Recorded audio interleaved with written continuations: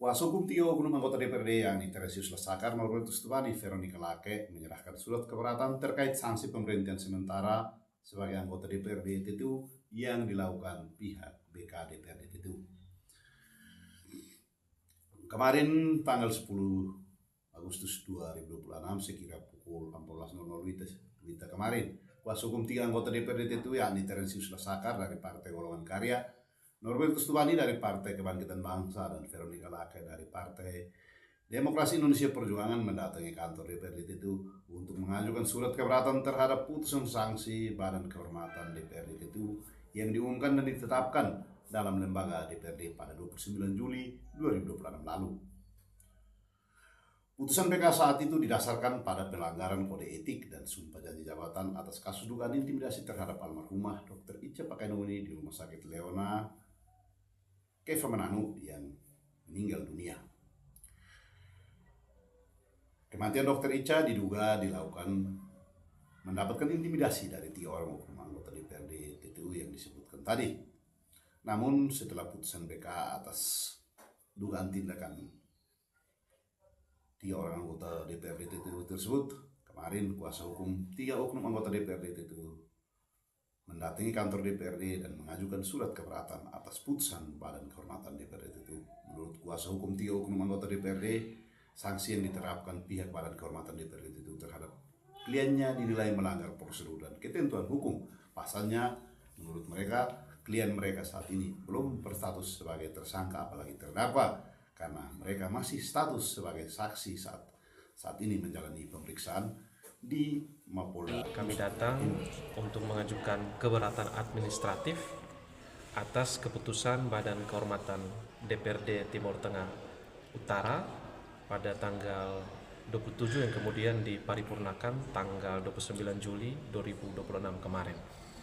Tentu pengajuan keberatan administratif ini berdasar secara hukum, itu diatur di dalam Undang-Undang 30 tahun 2014 tentang administrasi pemerintahan, yang tegas menyebutkan bahwa diberikan hak kepada orang yang merasa dirugikan akibat keputusan daripada pemerintah, dalam hal ini adalah BK DPRD TTU. Terkait dengan pengajuan keberatan tersebut, ada 2 hal yang menjadi sorotan keberatan kami, yaitu dari aspek substansi dan juga dari aspek prosedur.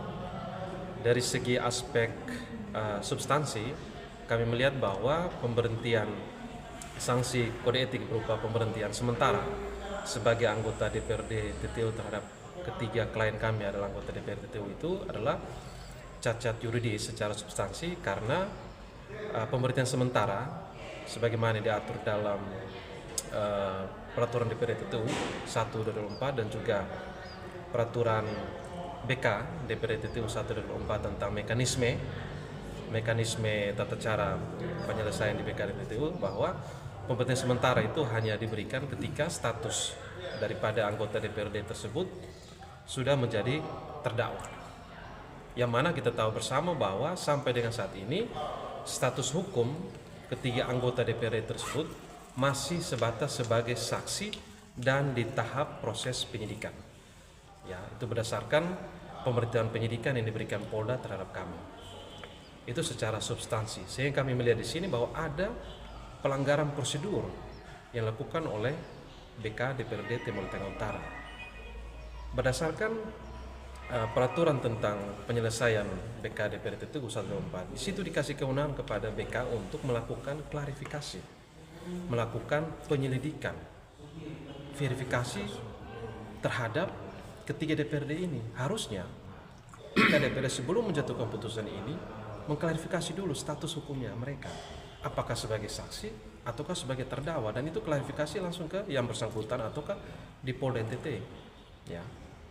Nah, karena prosedur itu kemudian tidak dilakukan, akhirnya pemberhentian sementara ini diberikan terhadap 3 DPR yang statusnya sebagai saksi.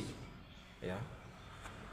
Kalau kemudian statusnya sebagai saksi, berarti semua anggota DPRD yang kemudian diperiksa sebagai saksi bisa diberhentikan, kan? Gitu. Nah, ini yang kemudian secara substansi, secara prosedural kami melihat bahwa ada pelanggaran secara substansi dan juga secara prosedural dilakukan.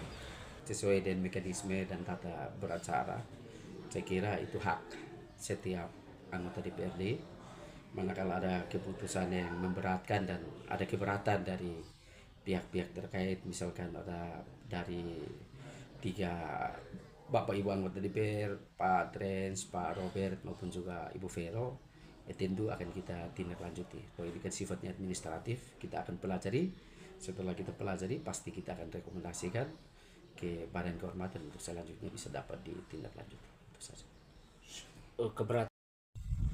Hal inilah yang membuat kuasa hukum dari 3 orang anggota DPRD tersebut mengajukan surat keberatan atas pemberhentian sementara terhadap 3 orang kliennya yang dilakukan Badan Kehormatan DPRD TTU secara kelembagaan.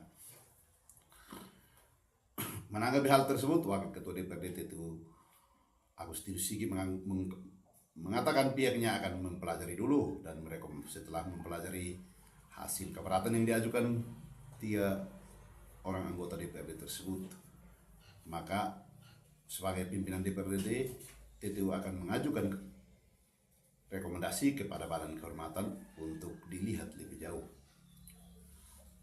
Saat ini proses hukum terkait persoalan tersebut tengah berjalan di Mapolda Nusa Tenggara Timur dan belum ada penetapan satu tersangka pun atas kasus dugaan intimidasi yang menyebabkan Dr. Ica Pakainuni meninggal dunia. Kasus ini terus bergulir dan Polda Nusa Tenggara Timur melakukan tim joint investigation yang melibatkan Polres Kupang, Polda Nusa Tenggara Timur sendiri, lalu Polres Kupang Kota dan juga Polres Timur Tengah Utara bersama-sama melakukan investigasi atas kasus tersebut.